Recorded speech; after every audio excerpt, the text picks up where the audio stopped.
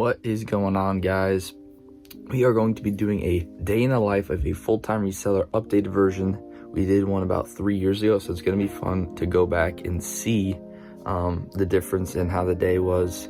I think I was doing 100K in sales at the time, and today we're doing 100K plus in profit, so that's a way different business. So let's see what we're doing today. It's a pretty normal day, but very busy like usual.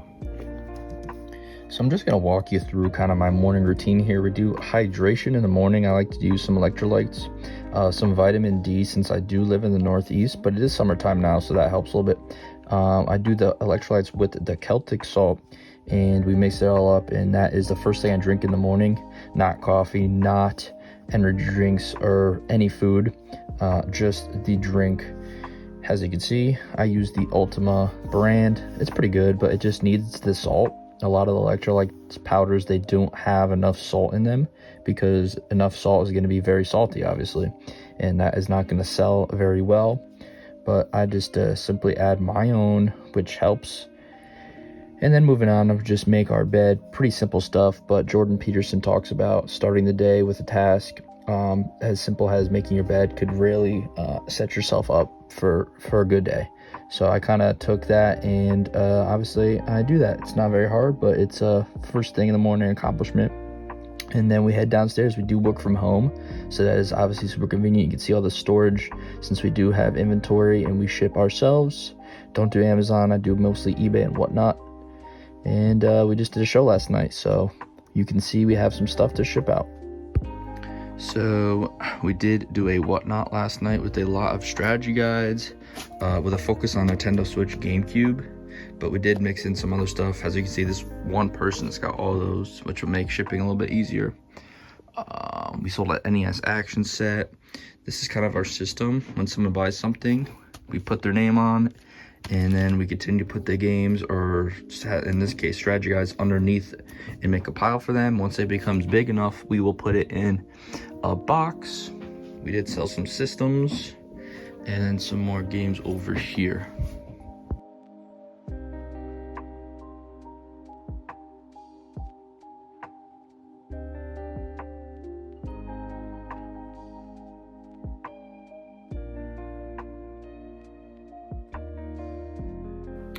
So this was a pretty good show. It was about a 2-hour show, and we took in, I think, $2,700 in sales, which is very good. Just as of late, we've been doing all multiple $1,000 shows because we bought that collection, and we've been mixing other stuff in, doing big shows. We did 10 shows total in April, and they were all, I think, above $3,000, except for that one. So pretty cool to be able to do that, have some bigger shows. And now we're starting to really get used to multiple thousands all the time, where as before, that was definitely considered a pretty big stream. It still is, but it's just afterwards, it's not like a big deal anymore, which is cool. But this should be pretty easy to ship, because the guides, I know I'm just going to put in flat rate boxes, bulk wrap that up. The NES action set probably won't be too fun to ship. All those individual games won't take too long. I think it was 40 separate shipments. It shouldn't take too long. Let's get to it though. Also, if you follow other resellers, you know that they sell on platforms like Amazon, eBay, especially for video games. Used video games, eBay is like #1 for that. And which I did. If you go back on the channel, I've been selling on eBay for 4 years, still do, but the main part of the business now is live selling, live auctions via Whatnot. They're a great platform for collectibles, video games. They sell sneakers on there, clothing, coins, trading cards, everything you can think of. And we go on there live, set up a tripod, and just start things at $1. Sometimes we do sudden death, so that means after 10 seconds the item's ended. No bids that come in will add time to it. We do have buy nows in there as well, but it's mostly just auctions, mostly dollar starts on some serious games. So it's fun. It makes it more fun. It makes cash flow very, very, very quick. You get the money right away. You have similar margins, just stuff is moving so much quicker, so you're able to sell things so much more. So if I'm making 80% compared to 100% of market value, I'm just going to make that up by selling 10 times the amount I did back in the day, listing 15 on eBay. Now I'm selling 150 on Whatnot. So just a quick update on stuff like that, because I know some of you guys might be confused, like, what do you mean you had to show? We do live selling now. Now, before we start shipping, I am going to go back to our stream and kind of go over some of the numbers a little bit more, because the strategy guides we sold were from one deal, and the consoles and strategy guides and controllers were from one deal, and then the GameCube games and the Switch were from like another one in the mail. So I kind of wanted to separate those and just break down the numbers, so I can just go in here and put in guide, and I can see all the strategy guides we sold last night. $13. So I'll just add them up. It's not very efficient, but I'd like to know the numbers a little bit better if I can. I keep like a little spreadsheet of deals, not for tax purposes, but just for understanding the business. And the reason I do that is so I have data when I have big purchases, so I know exactly how much I need to be paying when I have big purchases, how much money I'm actually making after everything on these large, multiple $10,000 store buyouts collections, because that is obviously the most important part, is profit margin, and what's working, what the numbers actually look like, breaking it down from eBay to direct sales, from Whatnot, stuff like that, seeing where the revenue is coming from, the fees, shipping, everything. It makes it way easier just breaking it down in a spreadsheet when you're going through a big purchase. Obviously, I know when I'm buying it what I'm expecting to make, but it's nice to see after the fact, oh, maybe I made $2,000 extra I thought I wasn't gonna make, or maybe I made $5,000 less. That's a big problem. Maybe I overpaid, something was wrong when going through the stuff. Price charting was not what was in price charting for the collection was not matching up to what I actually received, so that's a problem. On my end, I wasn't going through things right before we exchanged cash and stuff like that. But yeah, it's just something I've been doing, like I said, not for tax purposes, because that's all separate, just through QuickBooks and cash method of accounting. But it's just nice to break it down deal by deal, not every deal, but if it's a pretty big one, like the last two this year have been the store buyout and the big collection purchase, I like to break it down to understand the numbers.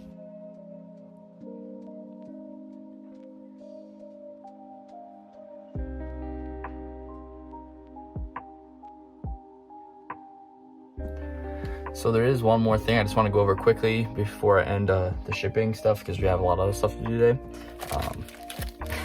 Shout out to Andrew for this. He got some Switch games and some sealed GameCube. One of the games he picked up was NBA Street Volume 2 Black Label Factory Sealed.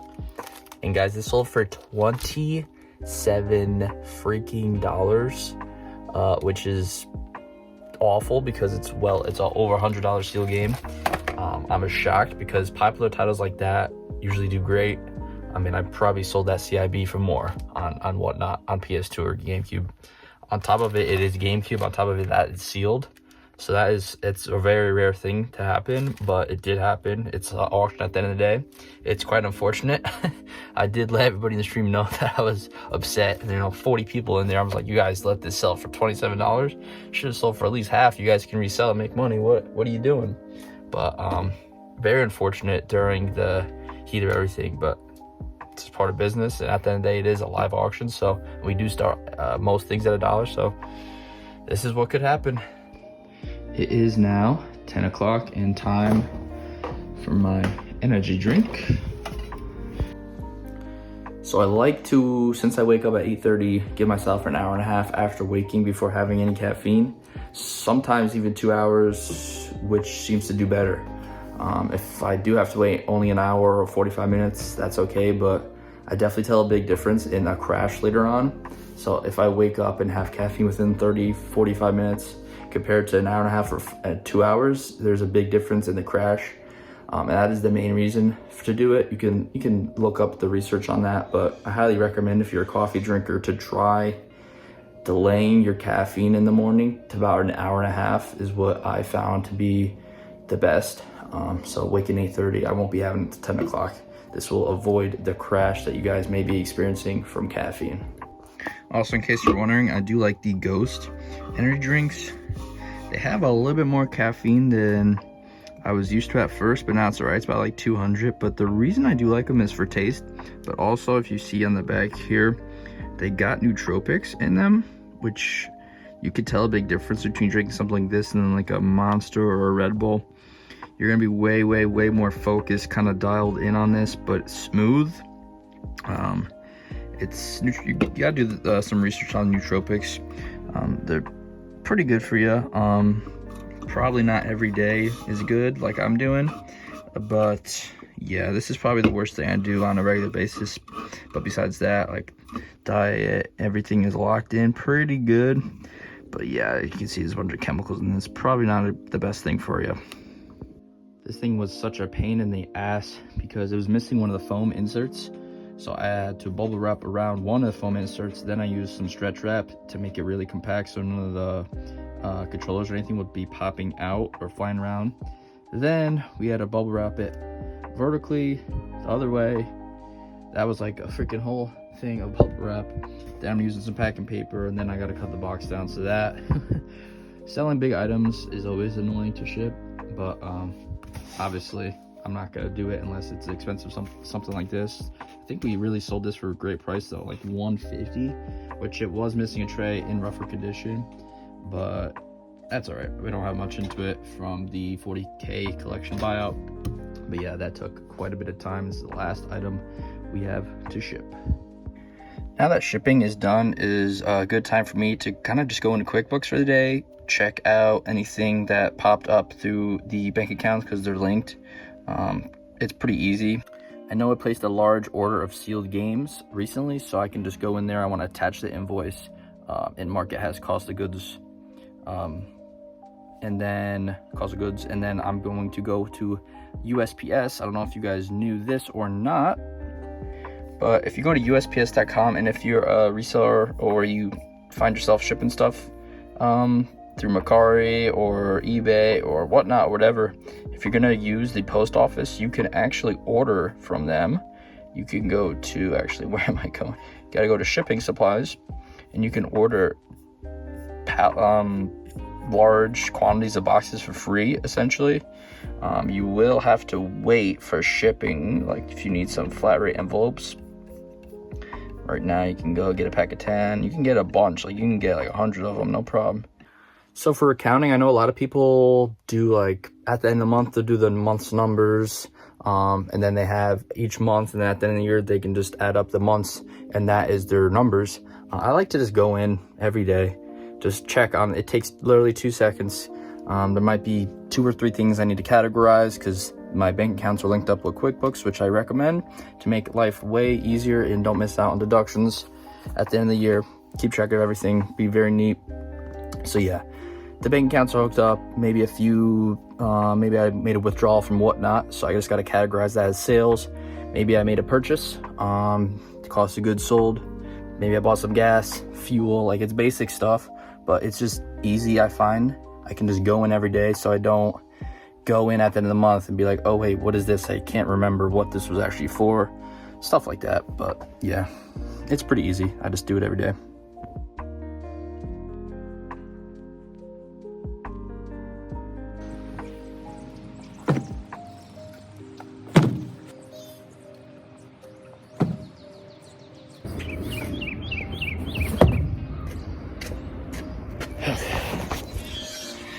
Everything's packed. Time to drop this stuff off. We're definitely gonna have to get a car wash today. A bird pooped on the window.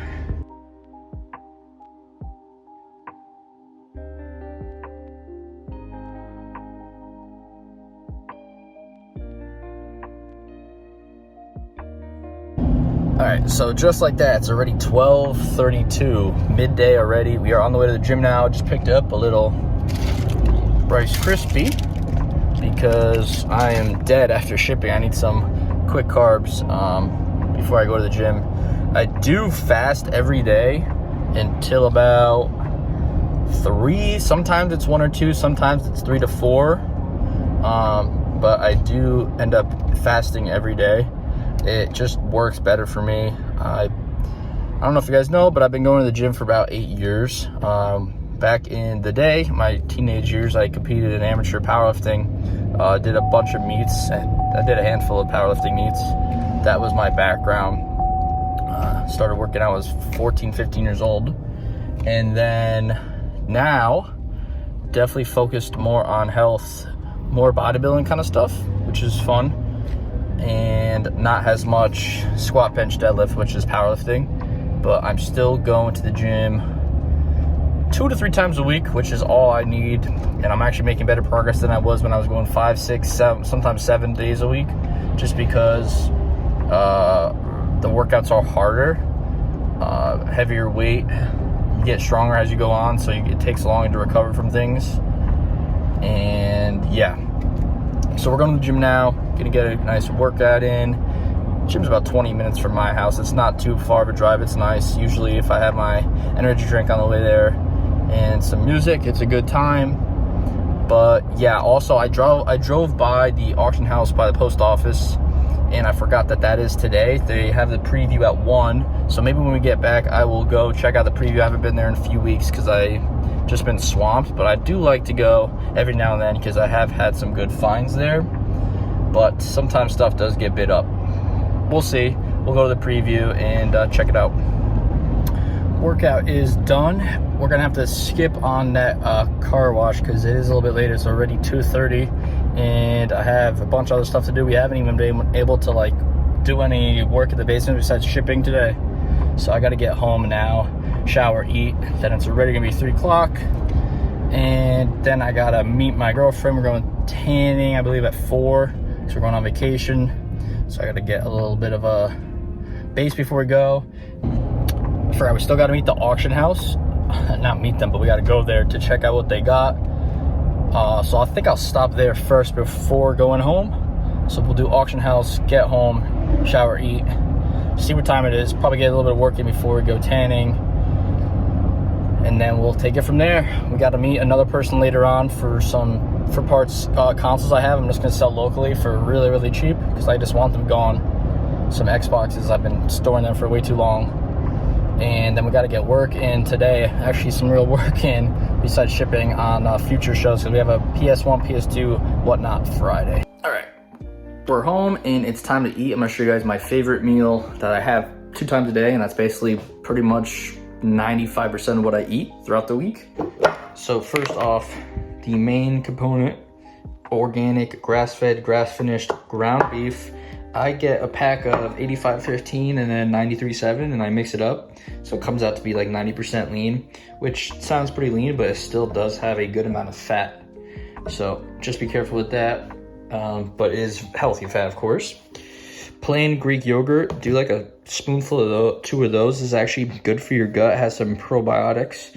And plain, so it's kind of serving like sour cream in this, but I don't really like sour cream, so I like to do that. Extra protein as well. We got some Parmesan cheese. I actually grate that up myself. Tastes better and it's better for you, especially if you're lactose. I'll try this because usually with cheese I'm not great with. I really love a lot of salsa. I try to get the best ones I could. Has organic, you know, the less ingredients the better. It has some stuff in it that's not great, but. And then we got grass-fed butter that we'll cook eggs in. Usually I go for pasture raised. They are pretty much double the price. So if you know someone with a farm or something, maybe they can hook you up. These are definitely not, but that's all we have for right now. Then a lot of hot sauce. I do like hot sauce. And that is pretty much what I do. Sometimes I throw in some like Tostito chips, which obviously is nothing healthy. It's just I like the crunch. I add a little bit in there, and some organic white rice. But right now I'm gonna do a little bit lower carb throughout the day. So I'll replace the white rice with eggs, just so I don't get kind of drowsy. Sometimes after eating a lot of carbs throughout the day, it's also another reason I fast, is so I don't get the insulin spike from the carbs. Also, I'm microwaving the beef because I cooked it the other day. If you could, avoid that and just cook it fresh. I know it's hard, but that is one thing, again, that I do on the daily, like the energy drinks, that I want to switch up because that would make a big difference. Since I am already doing all the other stuff, eating organic, might as well eliminate the microwave because it's no good. Cook on a pan. Also, keep in mind, this is first meal of the day besides the Rice Krispie treat, which I don't do every day. I'll just do it if I know maybe like the day before I didn't really eat as much or not as much carbs as I would like to if it's the day before training. But that was only like 150 calories. Still breaks the fast technically, but this will be my first meal and it's 3 o'clock right now. That's what it looks like, and then I'll just stir it all up and mix it all up. Delicious. All right, so we're on a quick walk after lunch, whatever you want to call it. If this video has a lot of health focused stuff on it, that's because that's a huge part of business. If you look at a video 3 years ago for me, just look at my face, look how puffy it was. I was 20 pounds heavier. I was still eating healthy and stuff like that, but it's not a coincidence that I'm much healthier, in better shape now, and making more money. The business is doing better. It's not a coincidence. So self-help, whatever you want to call it, highly recommend taking care of yourself. Number 1, I highly recommend tracking steps. Like those Fitbits and stuff are pretty good. You can wear around your wrist. They're probably the better, more accurate ones than just the phone, but I kind of just go based off the phone for a general idea. Like yesterday I said I had 6,000 steps, probably had more like 7,000 because I don't always carry my phone when I'm moving around during shipping. 10,000 is like a pretty good benchmark, but it is a lot harder than people make it out to seem, I feel like, because if you're just a regular guy, you're working at like an office job, it's gonna be super hard. Even if I'm at home working, it's hard to get, even with 2 walks in. Yeah, so it's gonna be hard, but you gotta find little tricks, and if you can sneak in a couple 10-minute walks throughout the day, it's really gonna help improve your health. And if you're struggling with weight, that's gonna be huge, and it's something very simple you can do for both mental and physical benefits.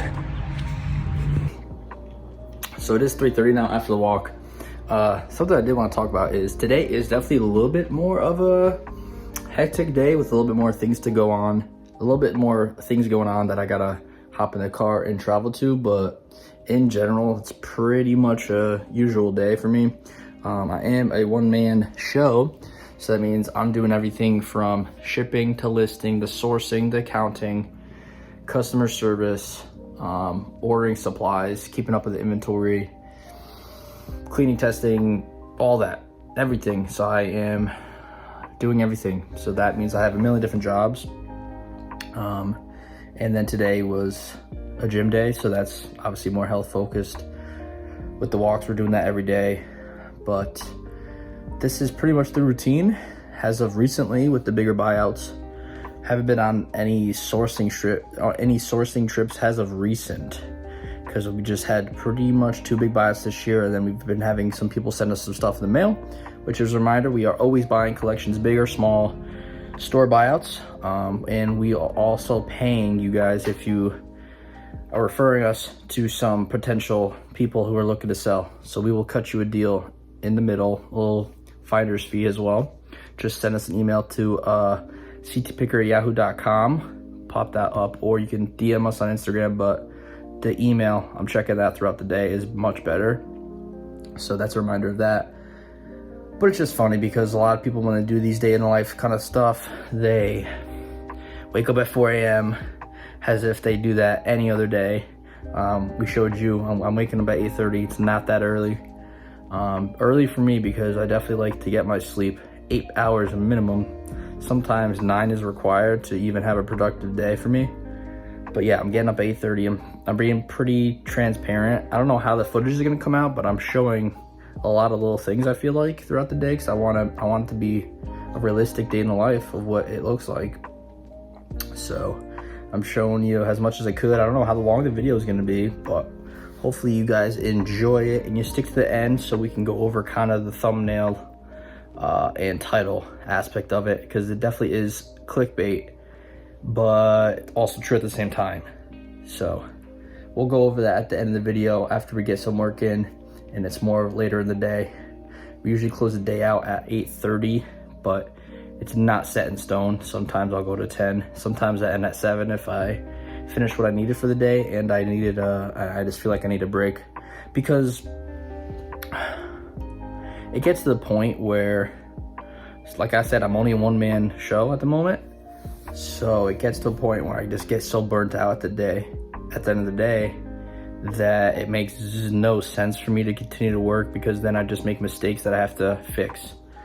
For example, this was maybe a couple weeks ago, maybe a couple months if I'm not remembering correctly. It was a pretty long day, nothing crazy, like out of the normal, but it was probably a 10 to 12 hour day. Starting at 8, going to maybe 9 or 10 if it was a longer day from the stream. I can't remember.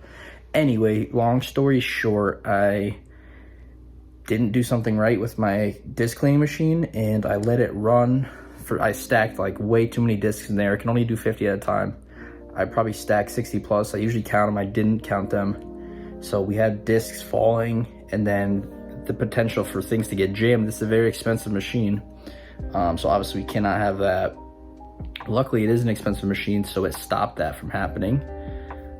As soon as it felt a disc was falling and it was jammed, it stopped, which is really great, because any other $200 machine would not have done that. On top of that, I didn't have the water plugged in right. I didn't have the water tube plugged in. I can't find a better word. So basically, this machine is a water sanding machine. It needs water to run correctly, or else it's gonna ruin the discs, which it did a few because I didn't have it plugged in. Also, it could clog up drains and stuff because the water was not flowing through. Long story short, I could have broke my machine or caused some serious damage that was gonna cost me, and I might have had to send it into them, which would be thousands if I had to send it into them to get refurbished. All because I was kind of overworked. That never happened before. I've never done something like that. The machine is pretty basic, even though it is expensive and it does a very good job. It's not too extensive, like it's a basic thing. So I never done something like that. Not sure why. I guess I was just overworked. So long story short, no, this is more long story. Work hard. You can only work so hard. There's only 24 hours of the day, and you cannot sacrifice sleep. In my opinion, it makes no sense. If you're someone who can operate on 5 or 6 hours and do that for a little bit, me personally, I need 8 or 9 hours, or else the day is gonna be shit and we're gonna get stuck in a cycle that's no good. So there's only so many hours in the day, and it's all about being productive and efficient as possible, especially as a one-man show.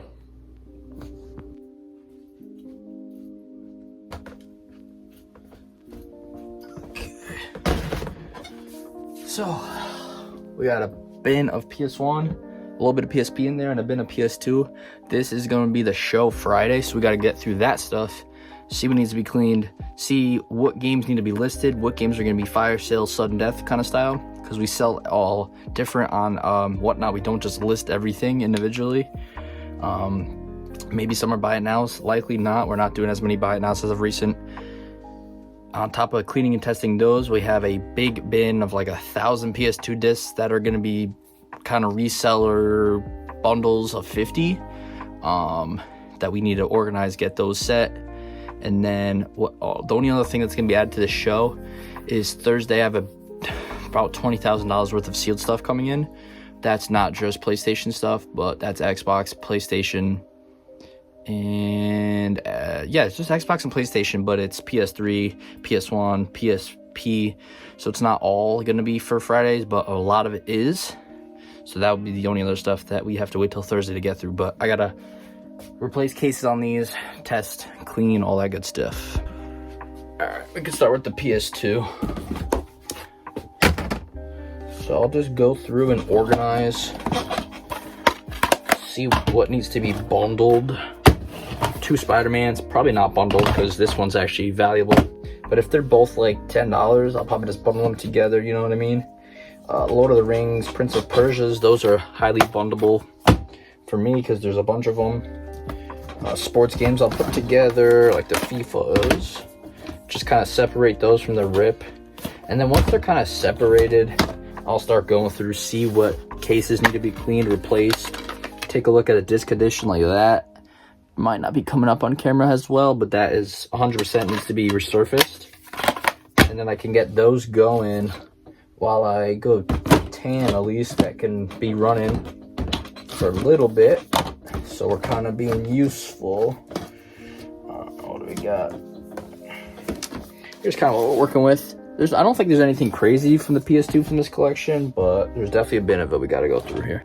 The good thing about buying whatever 10,000 games I bought earlier in the year was now this 200 PS2 game, PS2, PS1, whatever, there's probably 200.